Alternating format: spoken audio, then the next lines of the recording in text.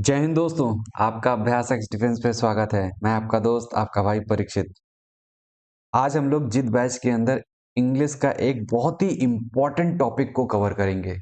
ये टॉपिक इतना ज़्यादा इम्पोर्टेंट है, इससे आपके मार्क्स बहुत ज़्यादा बूस्ट हो सकते हैं अगर आप इसके 10 आउट ऑफ 10 क्वेश्चंस को क्लियर करते हैं। एंड माय डियर फ्रेंड्स, मैं गारंटी देता हूँ कि अगर आप इस वीडियो को कम्प्लीटली देखेंगे तो आप 10 आउट ऑफ 10 PQRS टाइप के क्वेश्चन सही कर लेंगे। ठीक है, ये दो टाइप्स के आते हैं।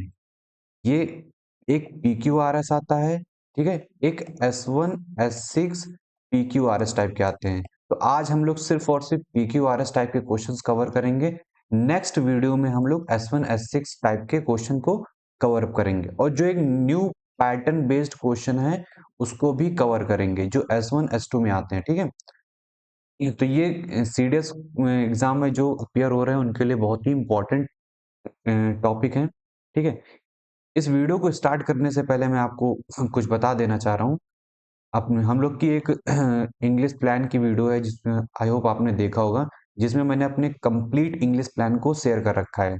यहाँ पर आप देख सकते हो, यहाँ पर मैंने आपको कंप्लीट इंग्लिश प्लान को शेयर किया था। आप इस वीडियो को जाकर के देख सकते हो। मैं आपको बता दे रहा चाहता हूँ कि इस जिद बैच के अंदर जो हमारा इंग्लिश टॉपिक्स हैं, इन टॉपिक्स में क्या क्या हम चीज कवर कर रहे हैं। इसमें हम देखेंगे जो हम लोग सबसे पहले बेसिक पार्ट कवर कर रहे हैं, जिसमें reading skill and understanding skill को हम लोग बिल्डअप कर रहे हैं। इसके लिए हम लोग क्या कर रहे हैं, इसके लिए हम डेली आर्टिकल्स हम लोग आपको अपने टेलीग्राम चैनल पे भेजते हैं। ठीक है, ये जो डेली आर्टिकल्स होते हैं ये न्यूज आर्टिकल्स होते हैं, most probably from Indian express से हम लोग देते हैं। ठीक है, उसको आप रीड करते हो सिंपली तरीके से और अंडरस्टैंड करते हो। इससे क्या होगा कि आपकी रीडिंग और अंडरस्टैंडिंग स्किल बहुत अच्छी हो जाती है। ये आपको बहुत ज़्यादा हेल्प करता है आपके एग्जाम में। ठीक है, अगर ये आपकी बहुत ज़्यादा स्ट्रांग है तो जाहिर सी बात है कि आपका सीडीएस एग्जाम बहुत स्मूथली निकल जाएगा और 80 प्लस मार्क्स तो कहीं नहीं गए। दूसरा है हम लोग जो वोकैब पार्ट कवर कर रहे हैं। ठीक है, ये जो हमारा क्या वोकैब पार्ट है, इसमें synonyms, antonyms, defining words, homonyms, idiom phrases, ठीक है, ये सब सारी चीजें कवर करते हैं। ये हम लोग किस इनिशिएटिव के अंदर कर रहे हैं, एक हमारा वोकैब डोज है। ठीक है, वोकैब डोज नाम से हम लोग की हमारे चैनल पे आपको प्लेलिस्ट देखने को मिल जाएगी।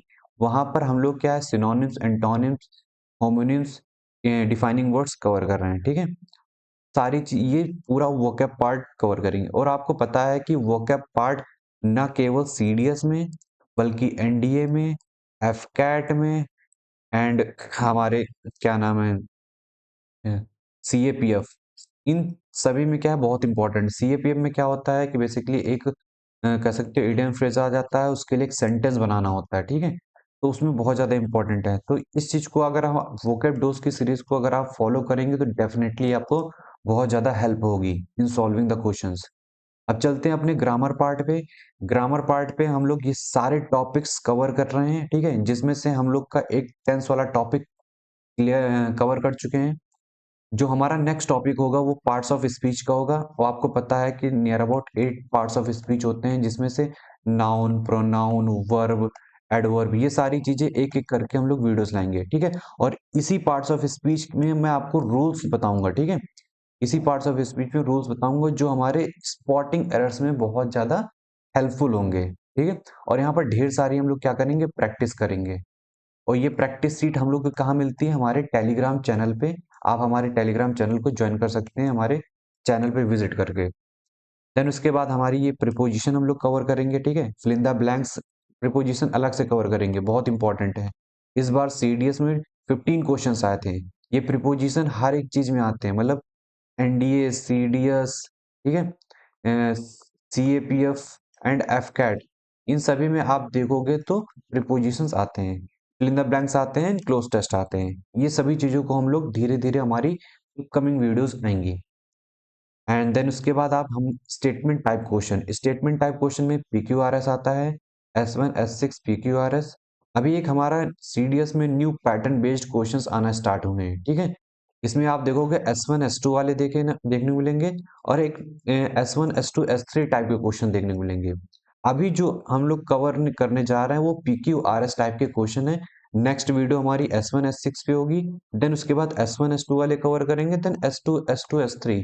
सभी को क्या है एक साथ कवर अप करेंगे और इनको टैगल कैसे करना है, सॉल्व कैसे करना है, इन सभी चीजों के बारे में हम लोग बात करेंगे। देन उसके बाद जो पैसेज होता है, इस समय सीडीएस में पैसेज तो नहीं आ रहा है, लेकिन हाँ एनडीए और सीएपीएफ और इंडियन कोस्ट गार्ड और एफकैट में पैसेज आ रहे हैं, ठीक है। तो हम ये पैसेज बहुत इंपॉर्टेंट है, सीडीएस में भी आने के काफी चांसेस हैं, आ सकते हैं कभी भी, यूपीएससी का कोई भरोसा नहीं है। तो हम लोग फुल तैयारी के साथ जाएंगे, इसको भी मैं बहुत अच्छे से कवर करूंगा, ठीक है। और बाकी जो मिसलेनियस टॉपिक्स हैं उनको हम एक वीडियो में कवर कर लेंगे। तो ये सब सारी जो टॉपिक्स हैं वो हमारी अपकमिंग वीडियोस में कवर होंगे, ठीक है। और इसको हम बहुत जल्द एग्जाम होने से पहले ही सारे टॉपिक्स को कवर कर लेंगे। अब चलते हैं हम लोग देखते हैं जो आज का टॉपिक है, ठीक है। सबसे पहले ये आप देख सकते हो, एक मिनट, ये हमारा क्या है, टेलीग्राम चैनल है, इसे ज्वाइन कर लीजिए, हमारे चैनल को सब्सक्राइब कर लीजिए फॉर सपोर्टिंग अस, और इससे आपको डेफिनेटली बहुत ज़्यादा हेल्प होगी, ठीक है। ये हमारा इंस्टा चैनल है, सॉरी इंस्टाग्राम का अकाउंट है, और ये हमारा व्हाट्सएप नंबर है, इस पे आप अपने डाउट्स को क्लियर करने के लिए आप डायरेक्टली मैसेज कर सकते हो, ठीक है। अब चलते हैं अपनी वीडियो पे।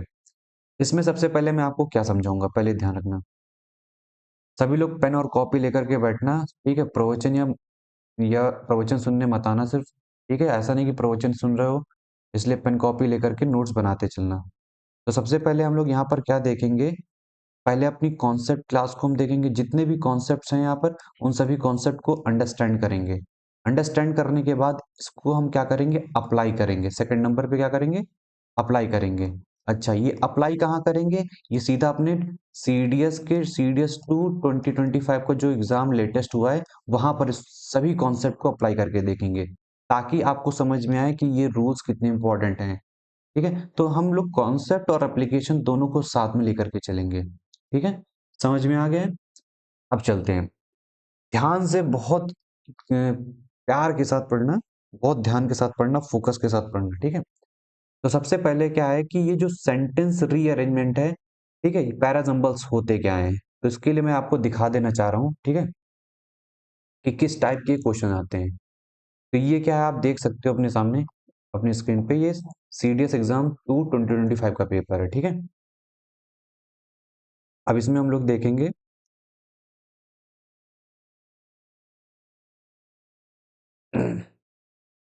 हाँ, ये देखिए, ये तो न्यू पैटर्न बेस्ड क्वेश्चन है, मैं पीक्यू आरएस वाले दिखा रहा हूँ, ये देखिए। बेसिकली इस टाइप के क्वेश्चंस आते हैं, ठीक है। ये क्वेश्चन है, इसके चार ऑप्शन है, P Q R S type के, ठीक है। इन सेंटेंस को क्या करना है, एक मीनिंगफुल सेंटेंस बनाना है इससे, ठीक है। एक मीनिंगफुल सेंटेंस बनाना है, एक सीक्वेंस में बनाना है, जिससे क्या है पूरी मीनिंग निकले। इनमें से इन चार ऑप्शन में से कोई एक ऑप्शन सही होगा। तो इसी को हम लोग टैकल करने के लिए सारे रूल्स देखेंगे, ठीक है। हैफाजार्ड वे में नहीं देखेंगे और बहुत अच्छे से देखेंगे, एक एक चीज को क्लियर करेंगे। तो सबसे पहले इस पर्टिकुलर क्वेश्चन को सॉल्व करने के लिए क्या करना होता है, आपको सिंपली क्या करना है, एक मिनट, आपको सिंपली क्या करना है, सबसे पहले रीड करना है, जितना भी क्वेश्चन बोला जा रहा है सबसे पहले क्या करना है, रीड करना है। एक बार रीडिंग कर लिए तो आपको समझ में आ जाएगा कि किस टॉपिक के बारे में बोला जा रहा है, ठीक है, किस टॉपिक के बारे में उसके बारे में बात की जा रही है।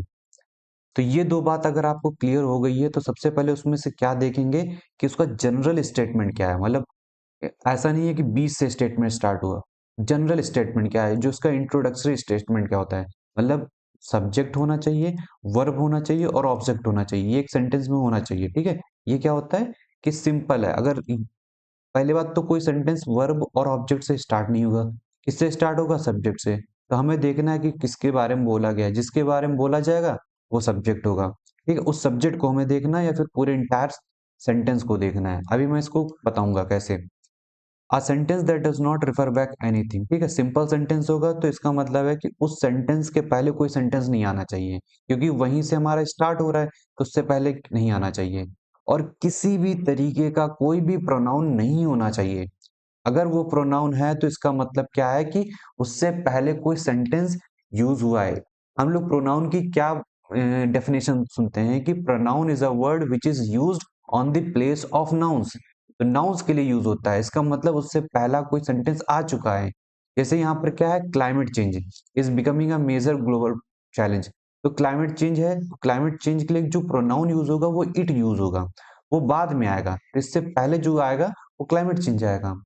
तो इसका मतलब है कि यहाँ से सेंटेंस हमारा क्या हो रहा है, स्टार्ट हो रहा है। लास्ट बात क्या है कि किसी भी तरीके का कोई भी कनेक्टर्स नहीं होना चाहिए। कनेक्टर्स का मतलब किसी भी तरीके का कंजंक्शन नहीं होना चाहिए, चाहे वो हाउएवर हो, देयरफॉर हो, ये बट हो। बेसिकली ये एग्जांपल्स हैं और ये सभी क्या है, कंजंक्शन है। क्लियर है? कंजंक्शन के फॉर्म से क्या होते हैं, कनेक्टर्स होते हैं, ये कनेक्ट करते हैं एक सेंटेंस को दूसरे सेंटेंस से। ठीक है, ये नहीं होनी चाहिए, ये नहीं होना चाहिए कि हाउएवर से ही क्वेश्चन स्टार्ट हो, पॉसिबल ही नहीं है। ठीक है, अब स्टार्टिंग क्या होगी हमारे साथ, जनरल स्टेटमेंट से होगी। जैसे ये क्या है, climate change is becoming a major global challenge. यहाँ पर हाउएवर देयरफॉर कुछ नहीं है, ये बिल्कुल सिंपल सा स्टेटमेंट है, इंट्रोडक्टरी स्टेटमेंट है। यहीं से स्टेटमेंट हमारा स्टार्ट होगा। अब चलते हैं अपने सेकंड रूल पे। आई होप आपको ये समझ में आ गया होगा। सेकंड रूल पे चलते हैं। तो सबसे पहले क्या है कि जो 1 2 3 4, ठीक है, जो पी क्यू आर एस के फॉर्म में दिए हैं, इनमें हम ये चीज देखेंगे कि भाई प्रोनाउन तो नहीं है इनमें किसी में। अगर वो प्रोनाउन है तो इसका मतलब है कि वो सेंटेंस जो भी है वो स्टार्टिंग का सेंटेंस नहीं होगा। ठीक है, अगर he see it they this these those हैं, तो इसका मतलब क्या है कि भैया इससे पहला कोई सेंटेंस आया होगा, उसके सब्जेक्ट या ऑब्जेक्ट के लिए हमारा प्रोनाउन यूज हुआ है। ठीक है, तो जैसे यहाँ पर एग्जांपल है कि दिस प्रॉब्लम, इसका मतलब है कि दिस प्रॉब्लम क्या, इससे पहले वाली जो प्रॉब्लम है उसको बता रखा होगा, तो यहाँ से सेंटेंस स्टार्ट नहीं होगा। ठीक है, दीज फैक्टर्स का मतलब इससे पहले कोई फैक्टर्स आ चुके हैं, previous line must list factors. ठीक है, 1 2 3 जो भी फैक्टर्स हैं, उन फैक्टर्स के लिए हमारा क्या लगेगा, दीज फैक्टर्स लगेगा। क्लियर है? ये अब चलते हैं हम अपने नेक्स्ट रूल पे। अब यहाँ पर जो आप देख रहे होगे इतने ढेर सारे वर्ड्स लिख रखे हैं, ये बेसिकली क्या है, इंडिकेटर्स हैं। ये हमें ये बताते हैं कि कैसे एक सेंटेंस जो है वो दूसरे सेंटेंस से कनेक्ट हो रहा है। ठीक है, जैसे क्या है, कॉज इफेक्ट। तो सबसे पहले आप यहाँ पर ये देखोगे, इफेक्ट पहले कभी नहीं आएगा। ठीक है, इफेक्ट कभी नहीं आएगा, सबसे पहला क्या आएगा, कॉज आएगा। कॉज होने के बाद रीजन आने के बाद ही कोई इफेक्ट आएगा, कोई इम्पैक्ट आएगा कि भाई जैसे मान लीजिए ये फ्लड हुआ जिससे यहाँ पर डिस्ट्रक्शन हुआ, तो डिस्ट्रक्शन क्या है, हमारा इफेक्ट है। ठीक है, और फ्लड क्या है, हमारा कॉज है।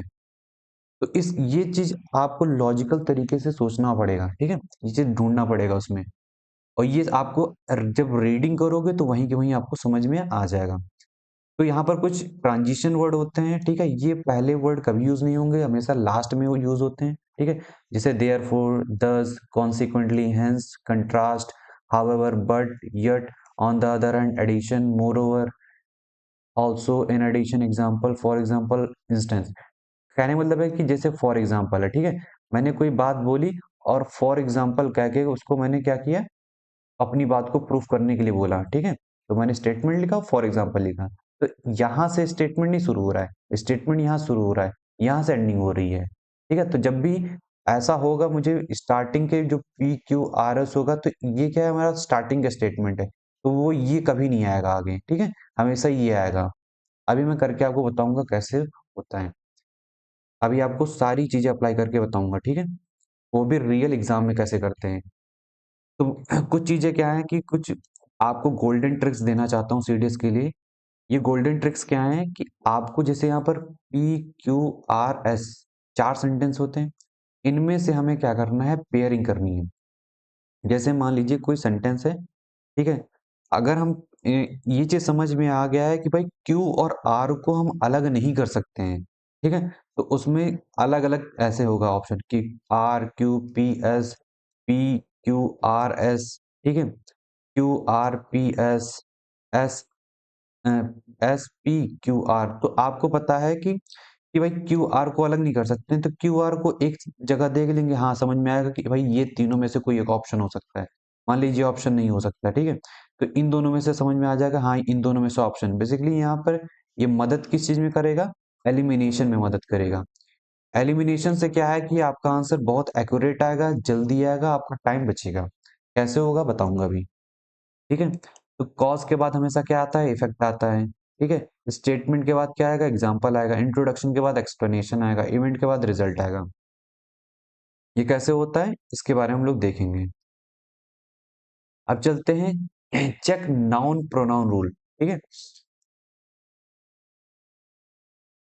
अब यहाँ पर जो मैंने अभी बताया ना कि सबसे पहले नाउन आएगा और नाउन के बाद क्या आता है, प्रोनाउन, क्योंकि जो प्रोनाउन यूज होता है वो नाउन के लिए यूज होता है, ठीक है। जैसे एक एग्जांपल लेते हैं कि India India launched a new satellite, ठीक है, it will help in communication, ठीक है। अब यहाँ पर देखोगे India launched a new satellite, जो ये न्यू सैटेलाइट है, इस न्यू सैटेलाइट के लिए यहाँ पर क्या यूज किया गया है, इट यूज किया गया है। एक बात मुझे समझ में ये आई है कि भाई इट के पहले कोई एक सेंटेंस है जिसके लिए हमारा इट यूज हुआ है, वो सेंटेंस क्या है, India launched a new satellite, ठीक है। इस तरीके से हम लोग क्या करेंगे, कनेक्ट करेंगे। एक चीज हमेशा बस ध्यान रखना है कि आपको ये पूरा जो सेंटेंस होता है उसका फर्स्ट वर्ड आपको देखना है, उसका लास्ट वर्ड आपको देखना है। जब आपको फर्स्ट वर्ड और लास्ट वर्ड समझ में आ जाएगा, ठीक है, फर्स्ट वर्ड से आपकी स्टार्टिंग होगी, लास्ट वर्ड से यहाँ पर क्या करना होगा, आपको कनेक्ट करना पड़ेगा टू अदर स्टेटमेंट्स। कैसे कनेक्ट करेंगे, ठीक है, ये चीज मैं आपको बताता हूँ अभी। और इससे क्या है कि आपको एक क्रोनोलॉजी देखनी होगी। अब क्रोनोलॉजी कैसे हो सकती है, जैसे पास्ट प्रेजेंट फ्यूचर में हो सकता है, प्रॉब्लम सॉल्यूशन हो सकता है। अब ऐसा थोड़ी कि पहले सॉल्यूशन आ रहा है और बाद में प्रॉब्लम आ रही है, ये कभी नहीं होगा। पहले क्या आएगा, प्रॉब्लम आएगी देन सॉल्यूशन आएगा, पहले कॉन्सेप्ट आएगा देन उसका एक्सप्लेनेशन आएगा देन कंक्लूजन आएगा। ऐसा कभी नहीं होगा कंक्लूजन पहला आ गया, ठीक है। तो इन सभी चीजों को हम लोग अप्लाई करके देखेंगे। अब चलते हैं लास्ट में। अब यहाँ पर क्या देखना है, जो हमारी एलिमिनेशन ट्रिक है ये बहुत काम करती है, इससे आपकी 100% एक्यूरेसी आ सकती है, ठीक है। ये बहुत ही इंपॉर्टेंट है। इसमें क्या होता है कि सीडीएस में 4 आपको ऑप्शन मिलते हैं, पी क्यू आर एस के, ठीक है। तो ये बहुत आसान है कि जिसमें से 4 ऑप्शन में से, ठीक है, 4 ऑप्शन में से आप 2 को तो एलिमिनेट कर ही दोगे। ये बहुत ही आसान है, क्योंकि 2 जो स्टेटमेंट होते हैं वो क्या एब्सोल्युटली रॉन्ग होते हैं, लेकिन जो 2 स्टेटमेंट बाकी के होते हैं उनको बहुत ही करीब तरीके से बनाया जाता है, ताकि कंफ्यूजन क्रिएट हो कैंडिडेट्स के मन में, ठीक है। तो हम इन चीजों को देखेंगे, फोकस किस पे करना है, इन पे, और इन दोनों को हमें एलिमिनेट कर देना है। एक बार एलिमिनेट कर दोगे तो आपका काम आसान हो जाएगा, ठीक है। अब ये कैसे होगा, सबसे पहले रॉन्ग स्टार्टिंग सेंटेंसेस, जो सेंटेंसेस हैं अगर वो रॉन्ग जगह से स्टार्ट हो रहे हैं, सपोज दैट मैंने लिख दिया कि is a boy playing outside, ठीक है, प्लेइंग आउटसाइड। यहाँ पर आप देखोगे कि जो इज है, इज से कभी स्टार्ट नहीं हुआ, क्योंकि रॉन्ग स्टार्टिंग स्टेटमेंट सेंटेंस है, इससे कभी स्टार्ट नहीं होगा। दूसरा क्या है, ब्रोकन मैंडेटरी पेयर, ठीक है। जो मैंडेटरी पेयर होते हैं, ठीक है, मैंडेटरी पेयर क्या होंगे, हमेशा एक साथ होंगे, ठीक है। इन दोनों को एक साथ लेके चलेंगे, बाकी 2 ऑप्शन में क्या होगा, ये 2 मैंडेटरी पेयर्स दिए होंगे लेकिन 2 ऑप्शन में आपको ये चीज नहीं दिया होगा। तो हमें सिंपल क्या करना है, जिन ऑप्शन में पेयर्स हमारे नहीं है उनको हटा देंगे, बाकी 2 ऑप्शन में हम उसको टिक कर लेंगे। तो एलिमिनेट करके हम 50% पे इजिली तरीके से पहुंच सकते हैं। कैसे पहुंचेंगे इसके बारे में बताते हैं, ठीक है। और कोई इलॉजिकल ट्रांजिशन है, अलग तरीके का ट्रांजिशन है, तो उसको भी हम एलिमिनेट कर सकते हैं। तो अपने चलते हैं हम लोग, जो सीडीएस टू 2025 में आ रखा है, ठीक है।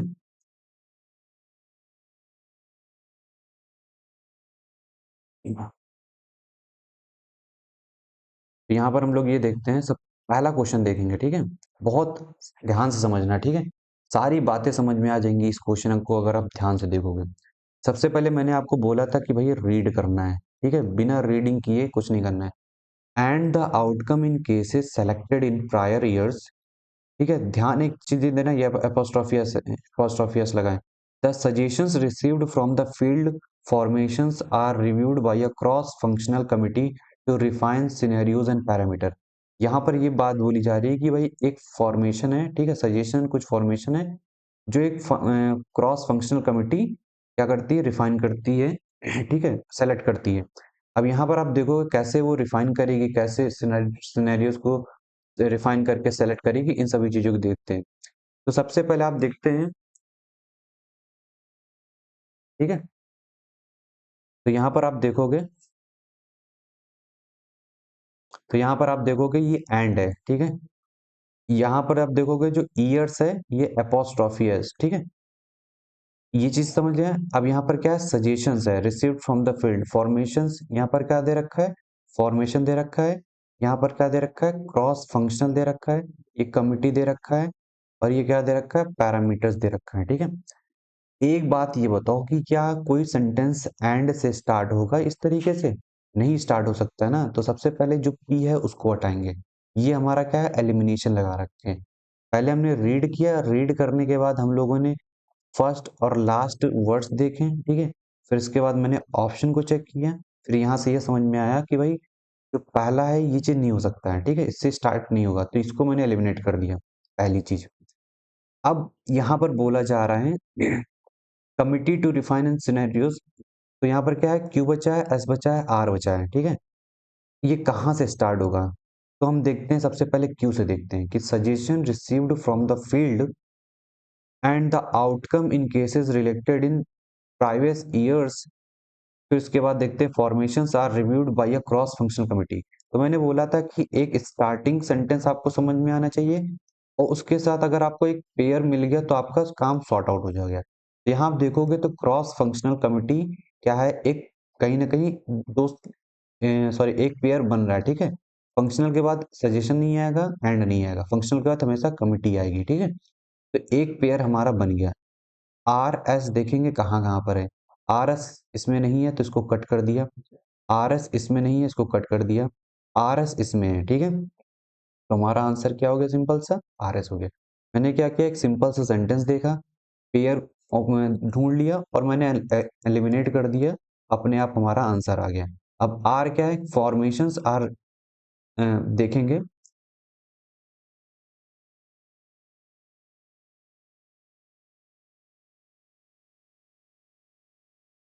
हाँ, एक मिनट।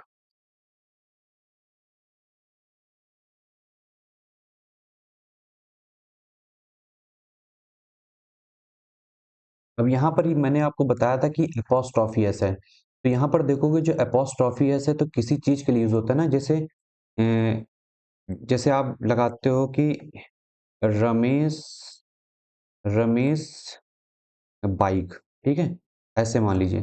तो क्या है कि ये इसकी बाइक दिखाता है ना। तो यहाँ पर क्या है, इसका मतलब क्या है कि जो पी होगा सबसे पहले क्या करेंगे, आर एस होना चाहिए। आर एस हमारा क्या है, यहाँ पर है, आर एस हमारा यहाँ पर है। इन दोनों को मैंने एलिमिनेट कर दिया, इन दोनों में से कोई हमारा आंसर होगा, ठीक है। अब आंसर कौन सा होगा, तो यहाँ पर देखोगे, पहले देखते हैं क्यू पी। क्यू क्या है, the suggestion received from the field and the outcome in cases relate selected in prior years, formations are reviewed by a cross sectional committee to refine the scenarios and parameters।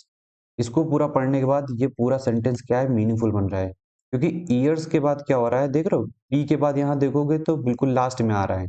तो आप सोचो, क्या हम रमेश ऐसे लिख सकते हैं क्या, रमेश एपोस्ट्रॉफी और आगे कुछ ना लिखें? तो लास्ट में ये सेंटेंस तो कभी जाएगा ही नहीं। तो लास्ट में सेंटेंस नहीं जाएगा तो इसको हटा देंगे, तो हमारा आंसर क्या होगा, क्यूपी आर एस होगा, ठीक है। क्योंकि ये लास्ट में नहीं जा सकता है, क्योंकि इसके बाद कौन सा आएगा, हमारा ईयर्स फॉर्मेशन आएगा, ये लास्ट में जा सकता है। पैरामीटर्स आराम से, committee to define the scenarios and parameters, ठीक है। तो आई होप आपको ये क्वेश्चन समझ में आ गया होगा। अब चलते हैं अपने सेकंड वाले पे, ठीक है। पहले हम क्या करेंगे, सिंपली रीड करेंगे। Pollution control equipment broadly include waste water treatment plants, the various categories of water, drinking water treatment plants and effluent treatment plants. तो ये मतलब ट्रीटमेंट प्लांट्स के बारे में वो चीज देखते हैं। तो हम देखेंगे सबसे पहले क्या है कि फर्स्ट एंड लास्ट वर्ड देखेंगे, इसमें क्या है, पॉल्यूशन कंट्रोल है, इनमें ब्रॉडली है, इंक्लूड है, प्लांट्स हैं, ठीक है, द वेरियस कैटेगरी है, वाटर है, drinking water plants and effluent water plants. तो सबसे पहले आप ये बताइए इंक्लूड क्या होता है। इंक्लूड हमारा क्या होता है, वर्ब होता है। क्या इस वर्ब से कोई सेंटेंस स्टार्ट होगा, बिल्कुल नहीं। तो सबसे पहले मैंने इसको इसको एलिमिनेट किया, ठीक है। इसको एलिमिनेट करने के बाद हम लोग क्या करेंगे, अब यहाँ पर ध्यान से सुनना, ठीक है। पी है, आर है, एस है। तो पोल्यूशन कंट्रोल, पहले पी से देखते हैं। Pollution control equipment broadly include waste water treatment plants. उसके बाद इन्होंने क्या दे दिया, the various categories of water, drinking water. Water water दो बार आ रहा है, इसका मतलब मैंने बोला इलॉजिकल पेयर नहीं होनी चाहिए, तो आर एस तो होगा ही नहीं, ठीक है, आर एस तो होगा नहीं। यहाँ पर क्या है, आर एस एक साथ है, तो ये क्या है, गलत हो जाएगा, क्योंकि यहाँ पर कोई सेंटेंस ही नहीं बन रहा है ना, मीनिंगफुल सेंटेंस नहीं बन रहा है, तो इसको हम क्या कर देंगे, कट कर देंगे। अब आते हैं हम लोग आर पे, the various categories of water. उसके बाद क्या, pollution control broadly, broadly include waste water treatment plants. उसके बाद क्या है हमारा, इसके बाद acid drinking water treatment plants and effluent treatment plants. Basically ये कहना चाह रहा है कि ए है, बी है एंड सी है, इस तरीके से भाई वेस्ट ट्रीटमेंट प्लांट्स हैं, drinking water treatment plants and effluent treatment plants है, ठीक है। यहाँ पर ये क्या है, पूरा सेंटेंस मीनिंगफुल बन रहा है, कैसे बन रहा है, the various categories of water pollution, ठीक है, वाटर के बाद क्या आ रहा है, पोल्यूशन, वाटर पोल्यूशन एक साथ आता है। Water pollution control equipment broadly include, क्या क्या इंक्लूड करता है, waste treatment plants, drinking water treatment plants and effluent treatment plants. अब जाकर के हमारा ये सेंटेंस जो हो रहा है बहुत ही मीनिंगफुल बन रहा है। एस से स्टार्ट करेंगे तो हमारा एस के बाद आएगा ही नहीं, क्योंकि एस के बाद क्या आ रहा है, आर आ रहा है, कोई सेंटेंस नहीं बन रहा है, क्योंकि हमें पता है कि सेंटेंस बनाने के लिए सब्जेक्ट चाहिए, वर्ब चाहिए और ऑब्जेक्ट चाहिए, और इसी के अकॉर्डिंग हम लोग चल रहे हैं। तो ये हमारा क्या है, मीनिंगफुल सेंटेंस बन गया है। तो बहुत ही एक सीक्वेंस में फॉलो करना है, रीड किया, रीड करने के बाद समझा क्या इंट्रोडक्टरी हो सकता है, first word and last word देखा, उनको आपस में कनेक्ट किया और एलिमिनेट किया, ठीक है। एलिमिनेट करने के बाद हमने मीनिंगफुल सेंटेंस देखा और हमारा आंसर आ गया। अब चलते हैं हम लोग तीसरे पे। अब चलते हैं तीसरा, facilitate the present and prospective entrepreneurs for manufacturing and service units were notified in 2020 with guidelines to some new composite criteria of classification, ठीक है। अब यहाँ पर देखोगे क्या लिखा हुआ है, फैसिलिटेट, फैसिलिटेट एक वर्ब होता है, ठीक है, इंटरप्रेन्योर से लिखा है, फॉर लिखा हुआ है, ठीक है, यहाँ पर वर लिखा हुआ है, और यहाँ देखोगे सम लिखा हुआ है, सम न्यू कंपोजिट।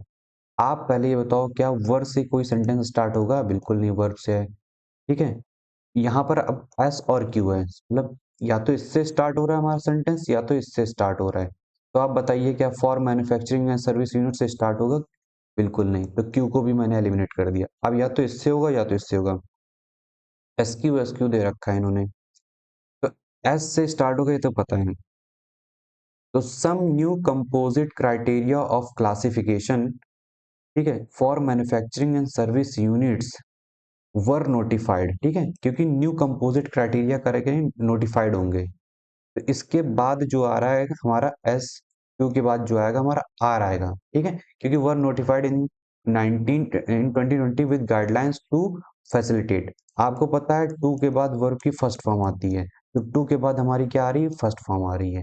तो देख रहे हो ये क्या है, कनेक्टर्स हैं, कि लास्ट वर्ड को फर्स्ट वर्ड से कैसे कनेक्ट करते हैं, ये चीज आपको देखना पड़ेगा। समझ में आ रहा है। तो हमारा जो आंसर होगा वो हमारा आंसर सी होगा, SQRP होगा, ठीक है। अब चलते हैं अपने नेक्स्ट क्वेश्चन पे। क्वेश्चन नंबर 4 है, outside the formal education system the police seeks to educate and equip potential entrepreneurs both within and entrepreneurship domain. तो सबसे पहले हम लोग देखेंगे, पहली बात तो ये आप देख सकते हो PQRS तो होगा नहीं, क्योंकि कोई सेंटेंस ही नहीं बन रहा है, तो पहले इसको हमने एलिमिनेट कर दिया। दूसरा क्या है, आप देखना है कि कहाँ से ये स्टार्ट हो रहा है, ठीक है।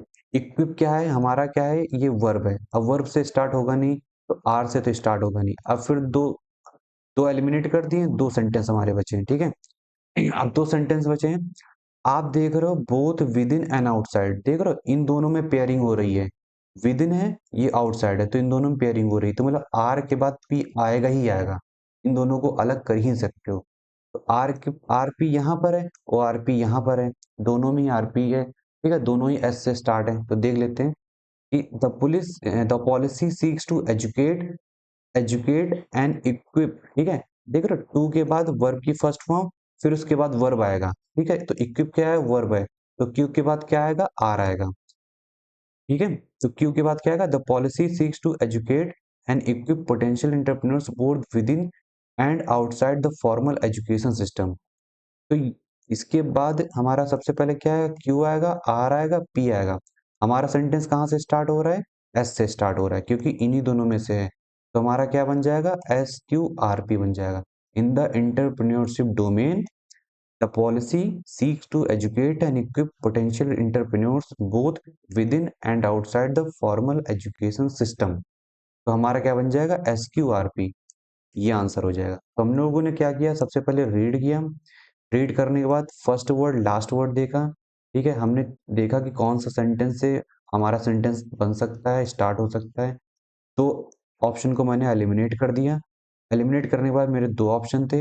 एस तो हम पता ही है कि एस से स्टार्ट होगा, तो हम उसके आगे देखा तो हमको एस, क्योंकि क्यू के बाद आर मिलेगा और आर के बाद पी आना ही आना है क्योंकि विद इन एंड आउटसाइड है। ठीक है, यहाँ पर पेयरिंग बन रही है। तो आई होप ये बात आपको समझ में आ गई होगी। अब चलते हैं क्वेश्चन नंबर 5 पे। Organising rozgar melas across the nation for providing suitable job opportunities in the private sector to the youth, national skill development corporation under the aegis of MSD has been to give impetus to the employment initiatives in the country. ठीक है, अब सबसे पहले क्या है, organising, क्या है, organising रोजगार मेला अक्रॉस द नेशन। ठीक है, यहाँ पर किससे स्टार्ट हो रहा है, SPRQ, सभी से है। तो सबसे पहले यहाँ पर क्या है, टू एस है, तो क्या आपको पता है कि एस से ही स्टार्ट होगा, बिल्कुल नहीं, क्योंकि टू है। अब यहाँ पर देखेंगे प्रोवाइडिंग सुटेबल जॉब्स, क्या ये क्यू से स्टार्ट होगा, बिल्कुल नहीं, क्योंकि जाहिर सी बात है इससे स्टार्ट होगा नहीं। हमें क्या चाहिए, सब्जेक्ट चाहिए, वर्ब चाहिए, ऑब्जेक्ट चाहिए। अब यहाँ पर देखोगे नेशनल स्किल डेवलपमेंट कॉर्पोरेशन, ये हमारा क्या बन जाएगा, सब्जेक्ट बन जाएगा under the aegis of MSDB। MSD has been, ठीक है, क्या है, हैज बीन। हैज बीन क्या होता है, प्रेजेंट परफेक्ट कॉन्टिन्यूअस होता है।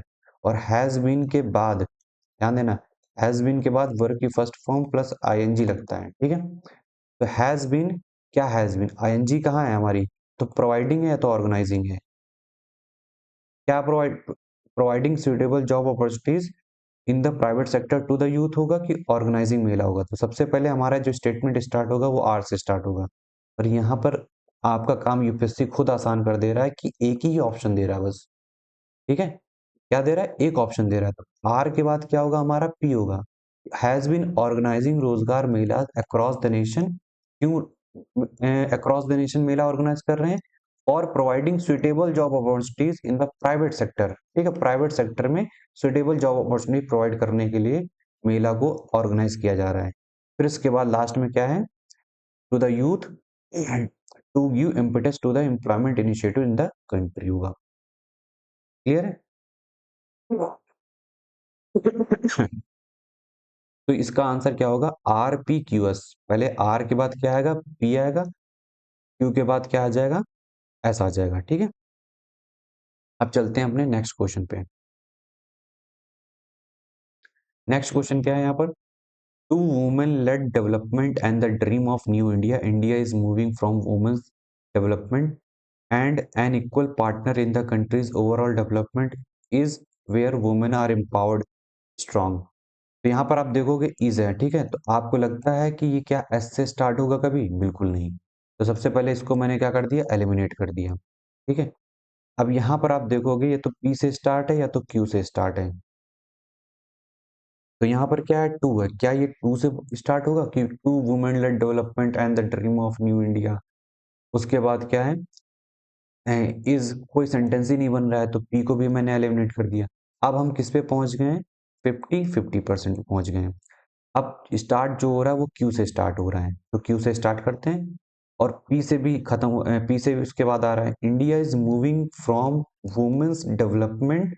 अब कहाँ से वुमेन डेवलपमेंट से वुमेन लेड डेवलपमेंट मूव कर रहे हैं, and the dream of new India, dream of new India.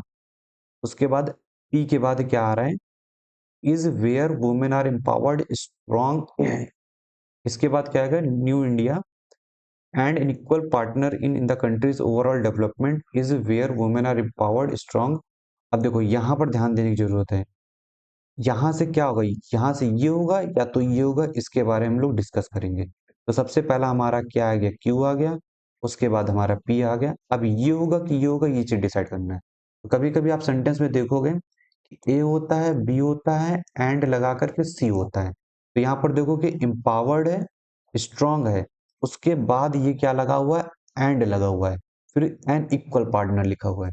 इस तरीके से क्या होते हैं, आपके सेंटेंस बनते हैं। तो कैसे बनाएंगे कि India is moving from women's development to women led development and the dream of new India is where women are empowered, strong and equal partner in the country's overall development। अब जाकर के हमारा क्या बन रहा है, मीनिंगफुल सेंटेंस बन रहा है। तो ये QPSR होगा, बी ऑप्शन होगा। ठीक है, आई होप आपको समझ में आ गया होगा। तो हम लोग सिंपली क्या है, रीड कर रहे हैं, वही सेम प्रोसेस को फॉलो कर रहे हैं।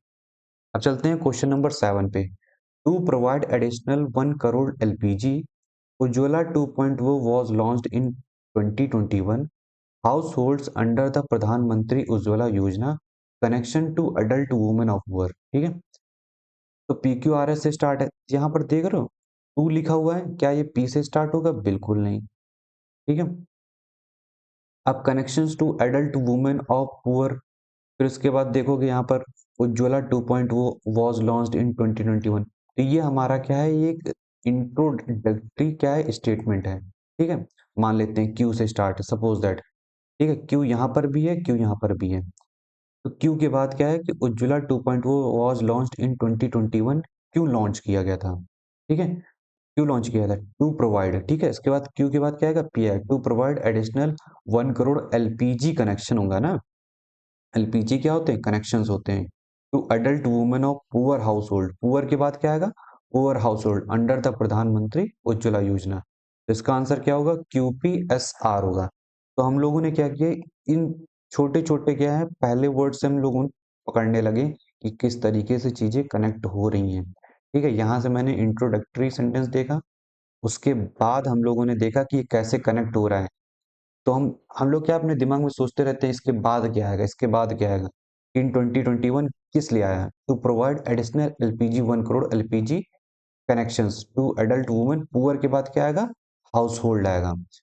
समझ में आ रहा है? तो QPSR इसका क्या है, करेक्ट आंसर होगा। तो सबसे पहले आपको इंट्रोडक्टरी स्टेटमेंट देखना है। ठीक है, उसके बाद आपको पेयरिंग वाले देखना है, और अपने आप क्या है, एलिमिनेट हो जाएंगी सारी चीजें। समझ में आया? अब चलते हैं अपने नेक्स्ट क्वेश्चन पे।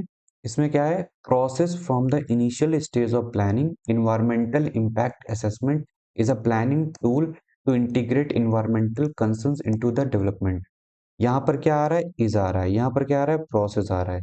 ये क्या है? इन्वायरमेंटल इम्पैक्ट असेसमेंट है। यहाँ पर क्या आ रहा है? कंसर्न्स आ रहा है। तो ये Q S, या तो Q से स्टार्ट हो रहा है हमारा स्टेटमेंट, या तो S से स्टार्ट हो रहा है। अब बताइए, क्या ये S से स्टार्ट होगा स्टेटमेंट? बिल्कुल नहीं। तो पहला ये गलत हो गया। ठीक है, अब ये क्यू से स्टार्ट हो रहा है, तो इन्वायरमेंटल इम्पैक्ट असेसमेंट। इसके बाद क्या होगा? प्रोसेस होगा, कंसर्न्स होगा, इज अ प्लानिंग। तो environmental impact assessment is a planning tool. तो क्यू के बाद क्या लगाएंगे, क्योंकि ये हमें मीनिंगफुल सेंटेंस दे रहा है। क्यू के बाद क्या है? आर वाला, ये वाला देखते हैं। Environmental impact assessment is a planning tool to integrate environmental. Environmental क्या? इन्वायरमेंटल प्रोसेस के इन्वायरमेंटल कंसर्न, इन्वायरमेंटल कंसर्न होगा। साथ साथ में इसकी मीनिंग भी समझते जाना। ठीक है, environmental concerns into the development process. कैसी प्रोसेस होगी? डेवलपमेंट प्रोसेस होगी from the initial stage of planning. तो इसका जो आंसर होगा वो QRSP होगा। समझ में आया? आप इस चीज में कंफ्यूज मत होना। अगर आप कंफ्यूज भी हो रहे हो तो एक एक करके रीचेक कर लेना, अपने आप आपको मीनिंगफुल समझ में आ जाएगा। जो मीनिंगफुल सेंटेंस बनेगा वो बी होगा। ठीक है, उसी को आपको टिक करना है। That may push the viewers to hours of content are shown in a way think that they are watching a program rather than an advertisement। ठीक है, तो यहाँ पर क्या है, ये दैट है, ये आवर्स है, ये प्रोग्राम है, ये थिंक है। तो आपको लगता है क्या ये आर से क्वेश्चन स्टार्ट होगा? थिंक से। थिंक क्या है? हमारी वर्ब होती है। आर तो मैंने कट कर दिया। अब हमारा या तो एस से स्टार्ट होगा, या तो क्यू से स्टार्ट होगा। अब hours of content are shown in a वे, या तो क्यू से स्टार्ट होगा, या तो एस से स्टार्ट होगा। अब यहाँ पर क्या लिखा हुआ है? Programme rather than an advertisement. अब यहाँ पर क्या कंपैरिजन कर रहा है, तो सबसे पहले देखते हैं क्यू से, देखते हैं। Hours of content are shown in a way that में push the viewers to. To के बाद देखो क्या आता है? वर्ब की फर्स्ट फॉर्म होती है। तो टू के बाद क्या आता है? वर्ब की फर्स्ट फॉर्म होती है। तो टू के बाद क्या आएगा? थिंक आएगा। To think that they are watching a programme, क्या वॉच कर रहे हैं आप programme rather than an advertisement. तो इससे क्या आ रहा है, मेरा मीनिंगफुल सेंटेंस बन रहा है। तो सबसे पहले हमने देखा QPRS, तो जब हमको पहले ही ऑप्शन में अपना आंसर मिल रहा है, तीन ऑप्शन देने की कोई जरूरत ही नहीं है।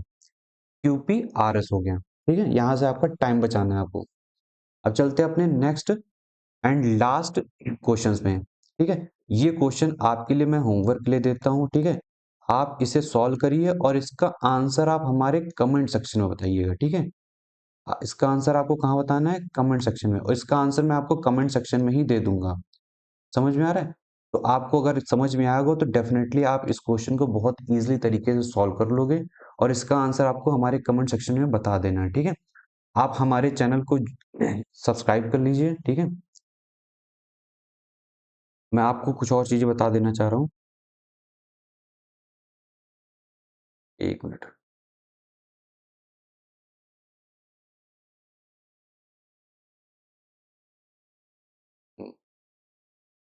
मैं आपको कुछ चीजें और बता देना चाह रहा हूँ। ये हमारा क्या है, हमारा टेलीग्राम चैनल है, ठीक है। चल क्यों नहीं रहा है? हाँ, ये हमारा क्या है, टेलीग्राम चैनल है, ठीक है। आप इस टेलीग्राम चैनल को ज्वाइन कर लीजिए। यहाँ पर जब आप ज्वाइन करेंगे तो यहाँ पर आपको दो ग्रुप देखने को मिलेंगे। उनके लिंक हम लोगों ने पिन कर रखा है, ठीक है।